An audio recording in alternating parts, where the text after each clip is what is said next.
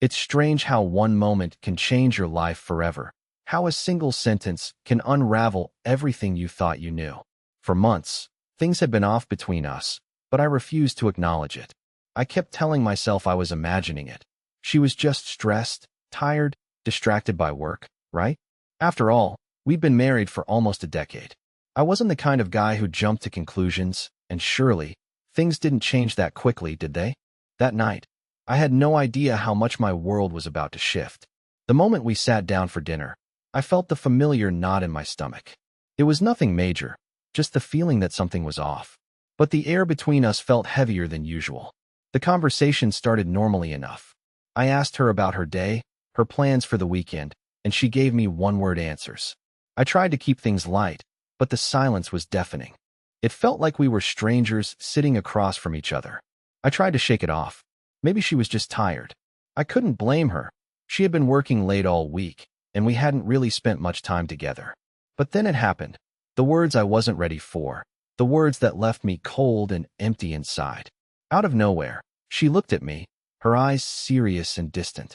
She wasn't smiling like she used to, and her gaze wasn't warm. It was almost like she was looking through me, not at me. It was the kind of look that makes you realize you don't matter anymore. "I think it's time we face the truth," she said, her voice calm but firm. "I don't think I love you anymore." I stared at her, blinking, waiting for her to laugh, waiting for some sign that she was joking. But there was no laugh, no sign of humor in her face. She wasn't joking. She wasn't even upset. It was as if she had already made peace with the fact that we were done, and she was just letting me catch up with her. I couldn't breathe. My chest felt tight, my mind a blur of confusion. I opened my mouth to speak, but nothing came out. I had been through so much with her. We had built a life together, had dreams together, and now, she was telling me she didn't love me? "Are you serious?" I finally managed to ask, my voice shaky. She nodded slowly, taking a sip of her wine like we were talking about the weather. "I've been thinking about this for a while, and I just can't pretend anymore. I don't feel the same way. I wish I could say I was angry or heartbroken, but I wasn't. I wasn't anything. I was numb. Maybe it was because I had known deep down that things had changed, that something wasn't right. Or maybe it was because the finality in her voice made it impossible to deny. I stayed silent, unable to form a coherent thought. What do you say to someone who just tells you that after all the years, the moments, the life you've shared, they don't love you anymore? She wasn't pleading. She wasn't begging for me to understand. She wasn't even asking for anything. It was just done. And that realization hit me harder than I could have expected. As I sat there, frozen in shock, I realized something else. I was done too. I didn't want to beg her, didn't want to try to fix something that was already beyond repair. I had been walking around for weeks, pretending everything was okay, but the truth had been staring me in the face all along. I couldn't find the words to say. Instead, I stood up, quietly. I grabbed my coat, walked out of the restaurant without a second glance, and never looked back. And as I stepped out into the cold night, I realized that was the moment everything changed. My life would never be the same again, but I wasn't going to fight for it anymore. Not after she had already given up. I didn't go home that night. I couldn't. There was no way I was walking back through that front door after what she'd said. So, I found myself in a small, dimly lit bar downtown, nursing a drink, trying to make sense of the chaos swirling in my head. The place was quiet, almost deserted, and that suited me just fine. I wasn't in the mood for small talk or questions about where I'd been. I just needed space to think, even though my thoughts felt like they were suffocating me. I tried to recall the good times, the moments we had shared, the laughs, the trips, the quiet mornings where everything felt perfect. I held on to those memories like a lifeline, trying to keep my grip on something familiar. But the more I thought about it, the more I realized how much she had changed over the past few months. Maybe even longer. There had been signs, things I had pushed to the back of my mind, refusing to see. It wasn't just her distance, though. It was the subtle things, how she would take calls in another room, how she'd laugh a little too much when talking about work with her colleagues, how she'd started spending late nights at the office, and how much time we spent apart. I didn't want to believe it, didn't want to acknowledge the signs. But now, sitting in that bar with a half-drunk glass of whiskey in my hand, I couldn't deny it anymore.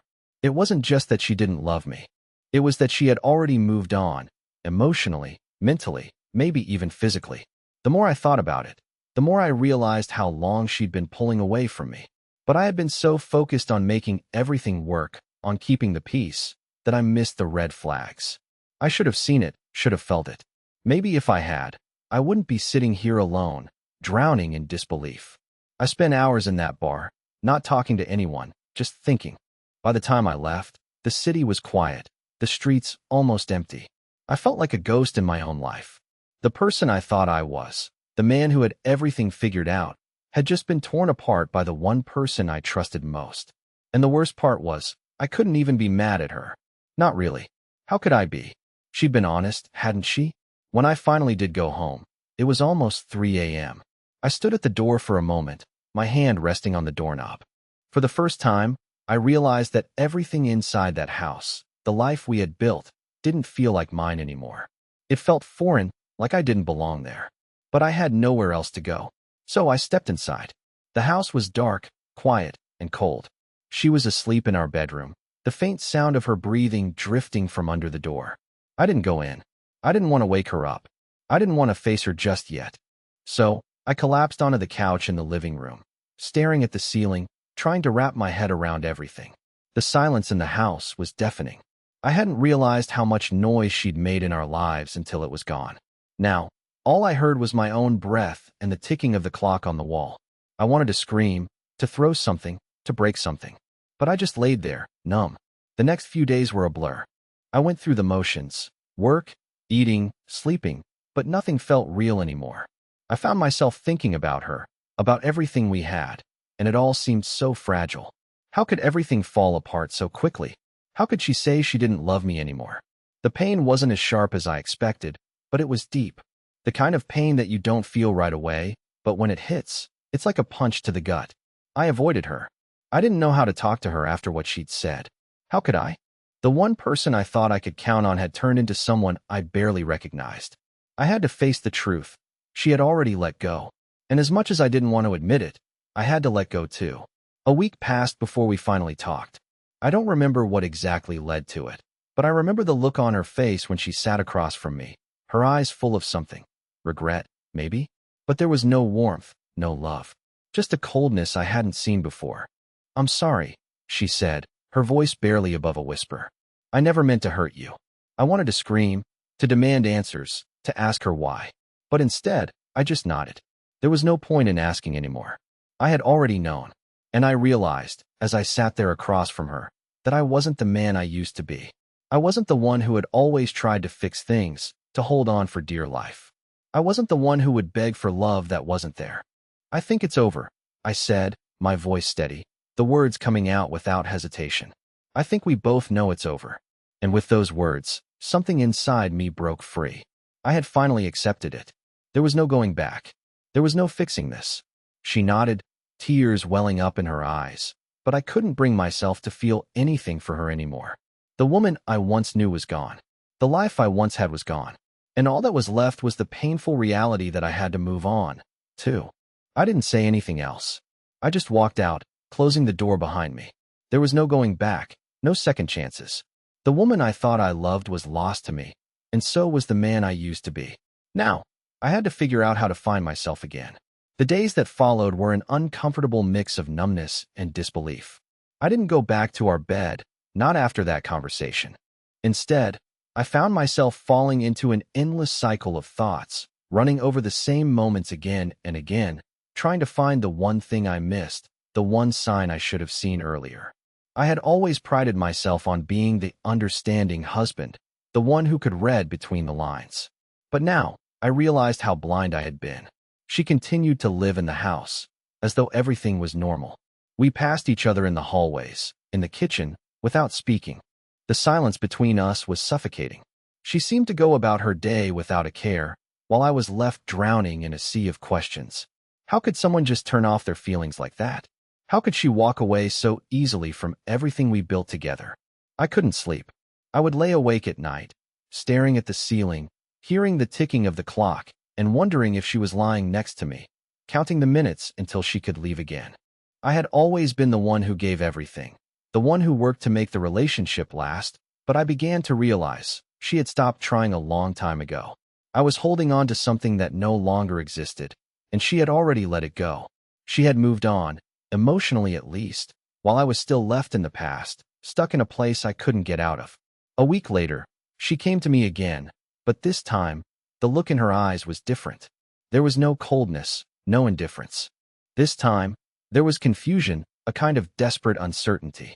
It wasn't just the uncertainty of a person unsure of what they wanted. It was the uncertainty of someone who realized the consequences of their actions too late. But I couldn't feel sympathy for her anymore. I had tried to empathize for too long, to understand her every move, and now it was too late. "I've been thinking," she began, her voice softer, almost hesitant. "Maybe we can still fix this. Maybe we've just been caught up in life, and we need to take a step back." I looked at her, not with anger, not with resentment, but with an overwhelming sense of emptiness. "Fix this? Caitlin, how do you fix something when it's already broken beyond repair?" Her face faltered. I could see the frustration building behind her eyes, as if she wasn't expecting me to react this way. She opened her mouth to say something, but I held up my hand. I wasn't going to let her talk me back into a relationship that had long since expired. "I know you don't understand," she said, voice tight. "But I didn't want to hurt you. I didn't mean for this to happen." I wanted to laugh, to tell her that it wasn't about her intentions anymore. It was about what she had done, about how she had given up without ever telling me. "It doesn't matter, Caitlin. The damage is done. I've spent months trying to hold on to a version of you that doesn't exist anymore." I saw the tears well up in her eyes, but there was no part of me that wanted to console her. No part of me wanted to go back to pretending that everything was fine. I had given her the benefit of the doubt for so long, and now it felt like she was only apologizing because she realized how much she had hurt me, not because she wanted to fix things. She took a step toward me, reaching out to touch my arm, but I pulled away. The contact, once something that would have soothed me, now felt foreign, almost suffocating. "You're right," she whispered. I think I've already lost you." Her words, though soft and filled with regret, didn't bring me comfort. They didn't bring me closure either. They just confirmed what I had already known. The woman who had once been my partner, my best friend, had disappeared. And what remained was someone I barely recognized. "I've been lost for a long time now, Caitlin," I said, my voice quieter than I intended. "And I can't keep pretending. I need to move on." I couldn't look at her anymore. I turned and walked away, not toward the door, not toward any place I could escape to, but just away from the moment. I didn't need to run from her. I needed to run from the version of myself I had become while trying to save a relationship that had died long ago. The next few days were quiet. Too quiet. I went to work, came home, and waited for something, anything, that might change this unbearable tension in the house. But nothing came. The house felt like a tomb, cold and empty, and I realized that nothing I did would ever change the past. The life I had imagined for myself was over. And now, all I had left was to decide how to move forward. Caitlin kept her distance. She no longer tried to talk to me about fixing things. She understood, finally, that the time for words had passed. We were both living in a house filled with the ghosts of what used to be, and we were too tired to pretend otherwise. For the first time in what felt like forever, I found myself thinking about what I wanted. Not what she wanted, not what was best for us, but what was best for me. The road ahead wasn't clear, but I knew one thing. I couldn't keep holding on to someone who had already let go. I had to learn how to be whole again, on my own. The silence in the house had become louder than any argument we could have had. It was a silence that spoke louder than any apology or excuse. It was the silence of two people who had once been everything to each other, now realizing that they had nothing left to say. It's strange how your world can fall apart so quietly. The days that followed were some of the strangest of my life. I kept telling myself I was fine, that I was in control, but deep down, I knew I was just trying to hold on to something I couldn't save. The silence between Caitlin and me was suffocating, and the house we had once called home now felt more like a prison. The lack of arguments was almost worse than fighting. At least when we fought, we still felt something. Now, all we had left was nothing. For the first time in years, I woke up early one morning, the sunlight filtering through the curtains. It was the weekend, and I should have been relieved that I didn't have to face another day at work. But there was no comfort in that anymore.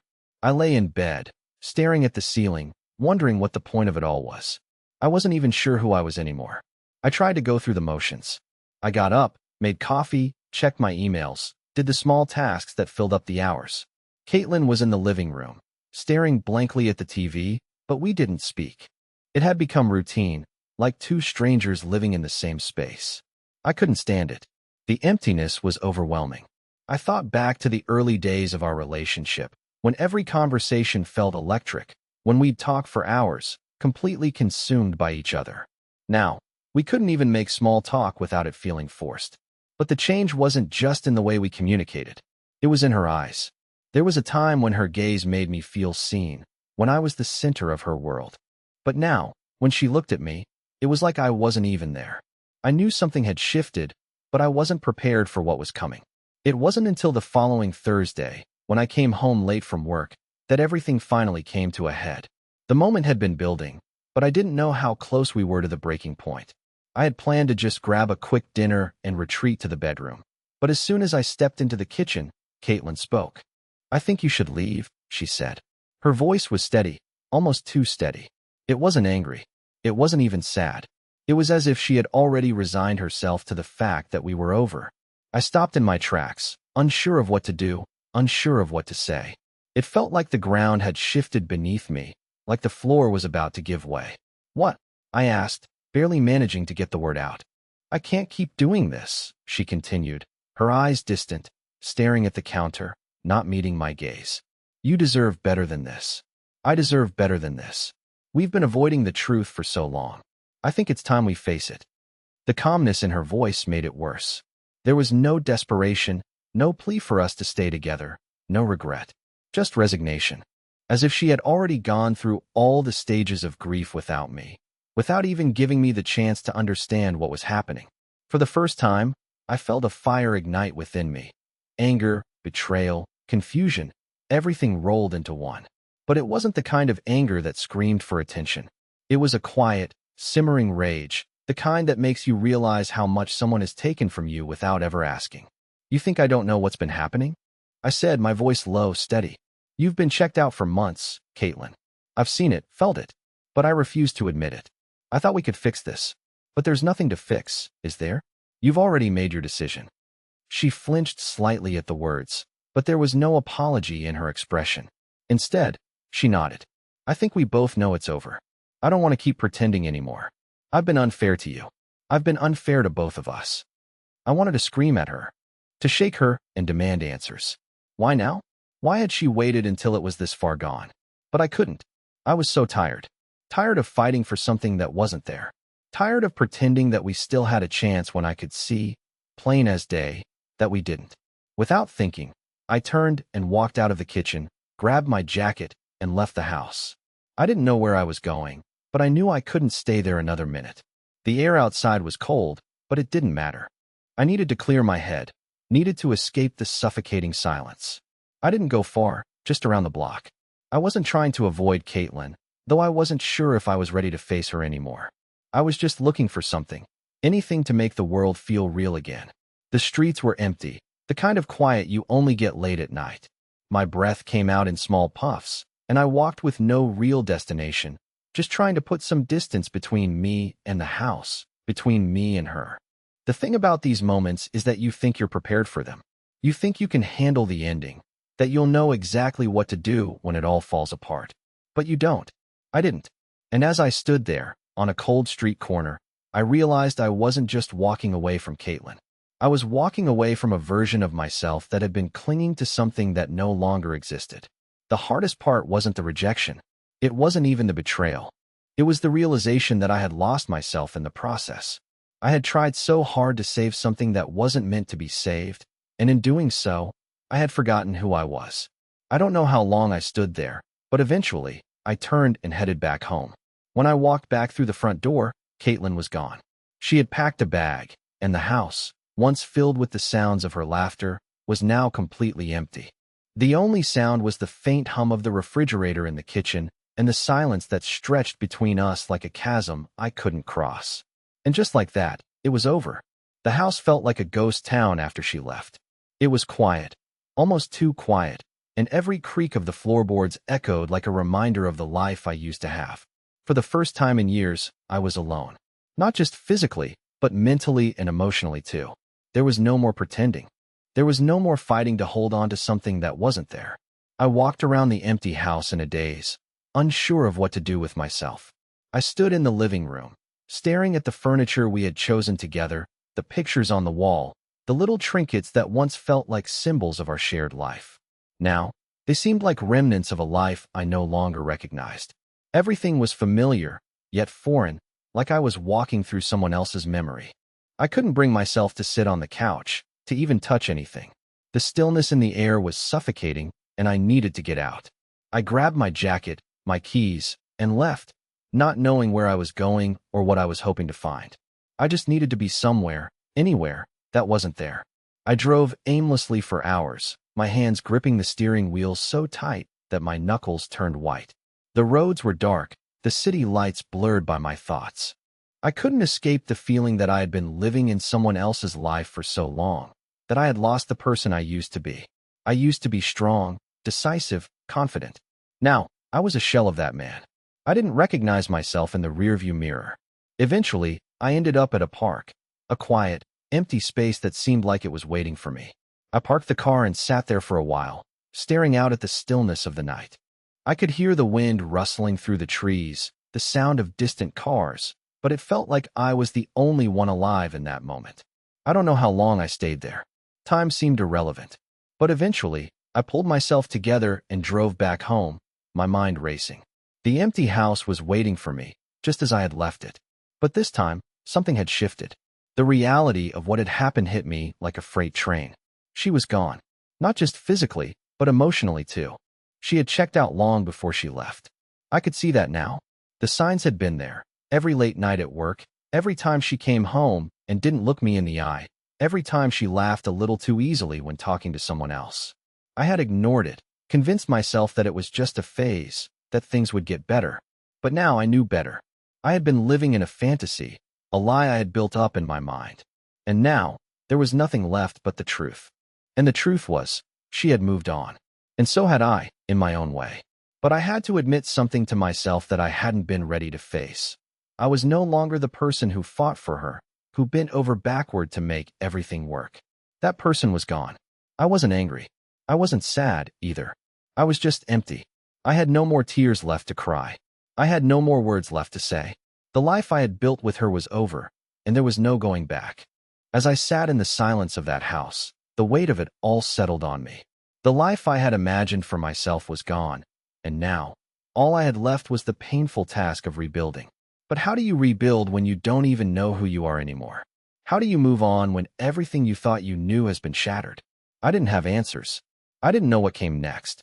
But I knew one thing. I had to let go. I had to let go of her, of us, of the life we had shared. It wasn't easy. It wasn't quick. But I had to do it. And so, I stood up, walked into the kitchen, and poured myself a drink. The glass felt cold in my hand, and for the first time in a long time, I realized I was the only one left. The only one who could move forward. But it wasn't going to be easy. The road ahead would be long, filled with the echoes of the past and the uncertainty of what the future might hold. I didn't know what I was supposed to do, but for the first time, I didn't care. I had to take it one step at a time. I finished my drink, set the glass down, and walked toward the door. I didn't know where I was going, but I knew I couldn't stay in that house any longer. I needed to leave, to find myself again, to figure out who I was without her. And so I left. The house was empty, but I had finally taken the first step toward filling the emptiness inside of me. It's funny how quickly you can go from feeling like the center of someone's world to nothing more than a distant memory. The house was quieter than ever after she left, and the weight of it pressed down on me in ways I never could have anticipated. Every room I walked into felt like a reminder of a life that had been taken from me. I spent my days walking through it like a ghost, moving through the motions of my life, but never truly living it. At first, I was consumed by the idea of finding her, of getting answers, of asking why. But as the days turned into weeks, the need for closure started to fade. I couldn't tell you when it happened, but one day, I realized I didn't want to fix anything anymore. I didn't want to repair something that had already broken. She had left, not just physically, but emotionally long before she packed her things.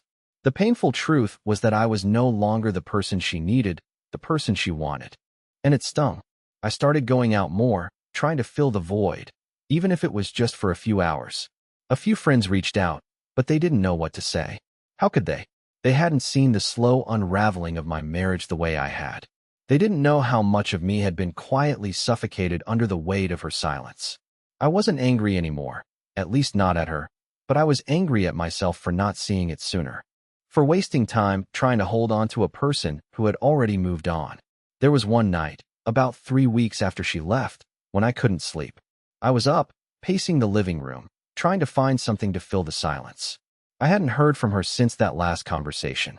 No calls, no texts, nothing. I kept hoping that one day, she'd reach out, that she'd want to explain herself, to say something that might make it all make sense. But nothing came. I sat down in the dark, feeling the weight of the loneliness settle over me.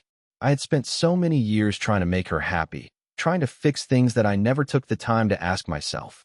What did I need? What did I want? And the answer to that question haunted me more than I was willing to admit. I hadn't realized how much of myself I had given up to make her happy. I had molded myself into something I thought she wanted, instead of being the person I had always been. I had become someone I didn't even recognize, a man defined by someone else's desires. And the worst part was, I hadn't noticed until she was gone. The phone buzzed, breaking my thoughts. I glanced down, expecting it to be a work email, something to distract me. But it was her name. I froze. My heart pounded in my chest. It had been weeks, weeks of silence. I didn't know what to expect. My hands shook as I stared at the screen, trying to find the courage to read her message. It was short. I need to talk. Can we meet? My mind raced. After all this time, after everything, she wanted to talk? What was left to say? Part of me wanted to scream at her for disappearing and leaving me with nothing but questions. But another part of me, the part one tried to bury, wanted to hear her voice again. I wanted answers. I wanted closure. I didn't respond immediately. Instead, I set the phone down and stared at it for what felt like an eternity. What was I hoping for? What could she possibly say that would make it better? But no matter how many times I tried to talk myself out of it, I couldn't stop thinking about that message. Finally, I typed back, "Where?" She replied quickly, "Tomorrow. Same place." I felt a wave of uncertainty wash over me.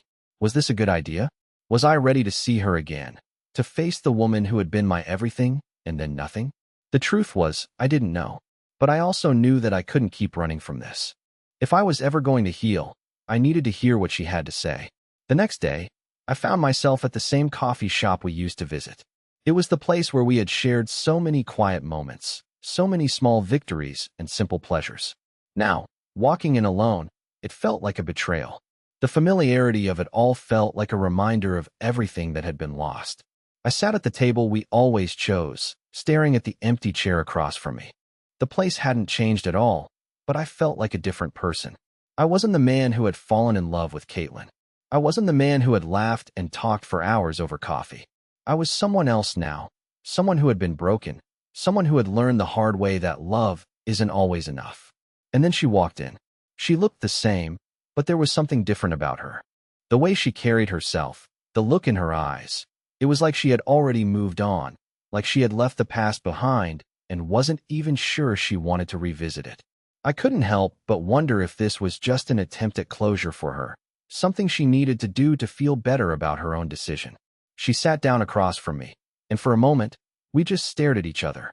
The silence between us was heavy, thick with years of unspoken words. I didn't know what to say, and it seemed like she didn't either.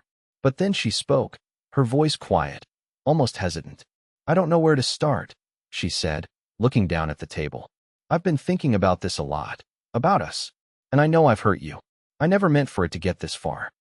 I wanted to ask her why, how we got here, but I didn't. I just listened, every word sinking deeper into me than I expected. It was like she was talking to someone else, not the man she had been married to for years. "I don't know if I'm doing the right thing," she continued, her eyes finally meeting mine. "But I can't change the past. I can only move forward." Her words, though filled with regret, didn't make me feel any better. There were no magic words to fix this, no way to erase the hurt and the emptiness she had left behind. I realized then that this wasn't about her making it right. It was about me finding a way to heal on my own. "I don't know if I'll ever understand what happened," I said, my voice steady but tinged with the pain of all we had lost. But I know that I can't keep holding on to something that's already gone. She looked at me, tears welling in her eyes, but there was no turning back. We had both moved on in different ways, and nothing could bring us back to what we once had. I stood up, ready to walk away for good. As I turned to leave, I could feel her eyes on me, but I didn't look back. I couldn't. There was nothing left for me in the past.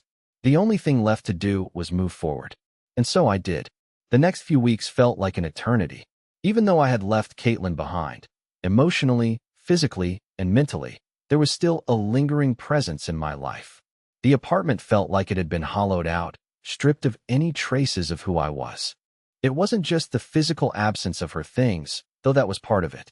It was the way the air in the room seemed to vibrate with the echoes of our conversations, the places where our laughter used to be. Every corner, every piece of furniture, every book on the shelf was a reminder of a life I no longer recognized. At first, I tried to fill the space. I started going out with friends, meeting new people, trying to force myself into a routine that wasn't built on memories of her. But no matter what I did, I couldn't shake the feeling that I was just going through the motions. I was living in a world that felt disconnected from the one I had known for so long. It was on a quiet Sunday afternoon, about a month after that final conversation with Caitlin, that I found myself walking down the street we used to walk together. It was almost involuntary, my feet just carrying me toward the familiar route. I hadn't intended to go there, but there I was, standing outside the coffee shop where we had shared so many early mornings, staring through the window at the empty tables inside. It felt like stepping into a dream, a place that was once mine, but no longer felt like it belonged to me. I stood there for a long time, unsure of what I was hoping for. The door swung open, and the barista greeted me with a smile, but I didn't even register the words. I wasn't there for coffee. I was there because the memory of her lingered in the corners of my mind, as if the place itself held some kind of magic that could bring her back. But it didn't. There was nothing in that coffee shop but ghosts of the past. I walked out without ordering anything, my mind swirling. It was strange how some places could hold so much power over you, how they could stir up memories, both good and bad, with just a few steps. As I stood on the street, staring at the empty sidewalk, I realized something important. This was it. This was the final step I needed to take. The last piece of the puzzle. I wasn't just letting go of her. I was letting go of everything that had been tied to her. I couldn't live in the past anymore. I couldn't keep walking the same streets and expecting them to feel the same. I had to carve a new path for myself, even if that meant facing the uncomfortable silence that followed me wherever I went. It wasn't easy. It wasn't fast. But I knew that I was done trying to reclaim something that wasn't mine anymore. The days that followed were a blur of small changes. I started to rearrange the apartment, moving furniture, taking down old pictures, putting away mementos I had kept out of some misguided hope. It was like I was cleaning house, but not just physically. I was clearing out the emotional clutter too, throwing away the old versions of myself that no longer fit. I spent the first few weeks numb, not allowing myself to feel much beyond the surface. But with time, the numbness began to wear off, and I was left with raw emotions, fear, sadness, anger, but also a strange sense of relief. One night, after a particularly long day of work, I found myself sitting on the balcony, a glass of whiskey in hand, staring out at the city lights. It had been weeks since I had thought about her, weeks since I had really thought about anything beyond surviving the day-to-day. But that night, the floodgates opened. I thought about Caitlin, what we had, what we lost, and what I had given up along the way. It wasn't just the love we shared that was gone. It was the trust, the friendship, the understanding. I realized how much of myself I had poured into that relationship, how much I had changed to fit the mold she wanted. I had molded myself into someone else for the sake of preserving something that had been broken for far too long. The realization hit me like a wave. I didn't just lose her. I lost myself too. But there was a silver lining in that dark realization. Because once you lose yourself, you also have the opportunity to find yourself again. It wasn't going to be easy, and it wasn't going to happen overnight, but I could feel the beginnings of a change within me. I wasn't the man I had been before, lost, scared, willing to sacrifice everything for someone else's happiness. I was something new, someone stronger, someone who had finally learned that it was okay to put himself first. As I sat there, the city's hum in the distance, I knew one thing for sure. I wasn't broken anymore. I was healing, piece by piece, even if it wasn't clear yet. The path ahead was uncertain, and it would take time. But for the first time in months, I felt something inside me stir, a sense of hope, however small it may have been. I finished my drink and stood up, stepping inside to shut the balcony door behind me. Tomorrow, I would face the world again, but this time, I wouldn't be doing it for her. I would be doing it for me. It was time to move on. And so I did. The days after that night, the one where I realized how much I had been holding on to the past, felt different.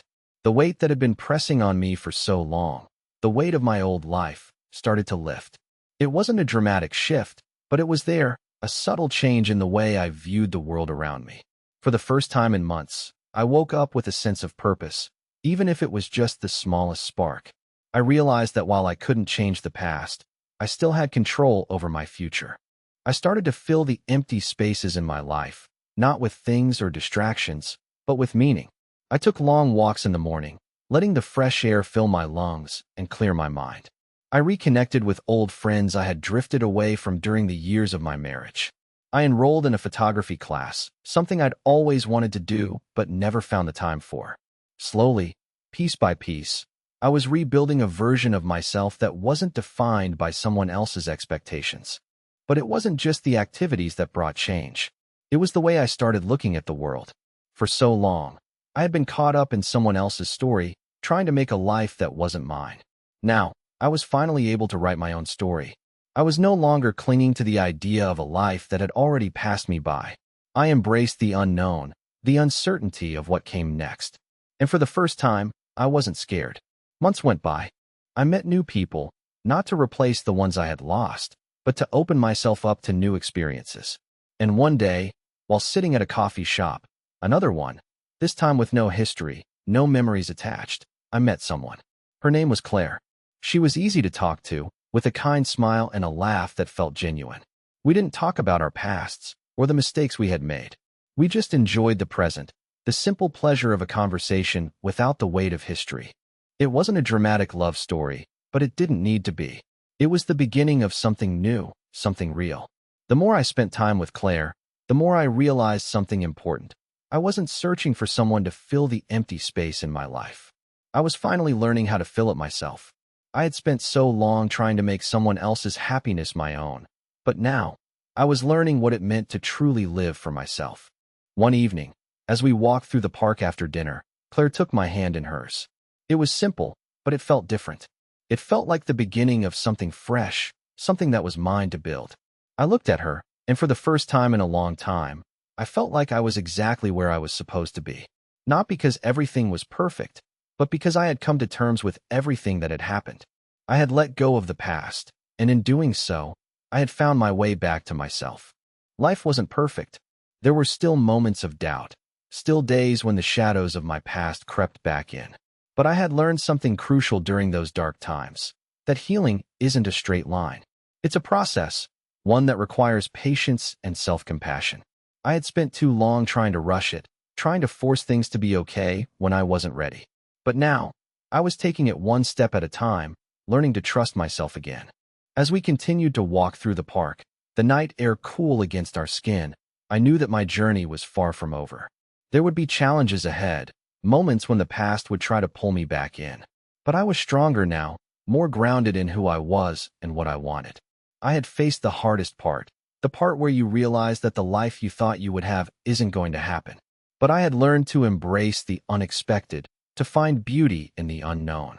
I had lost so much, but I had also gained something invaluable: the freedom to start over, to choose my own path, and to embrace the possibility of a future I had once thought was out of reach. And so, with Claire by my side and the city lights glowing softly in the distance, I felt something I hadn't felt in a long time: hope. Real, unshakable hope. The kind that comes when you finally let go of everything you thought you needed and realize that what you were searching for was inside you all along. For the first time in a long time, I was excited to see where the road ahead would take me. And this time, I knew I was walking it on my own terms.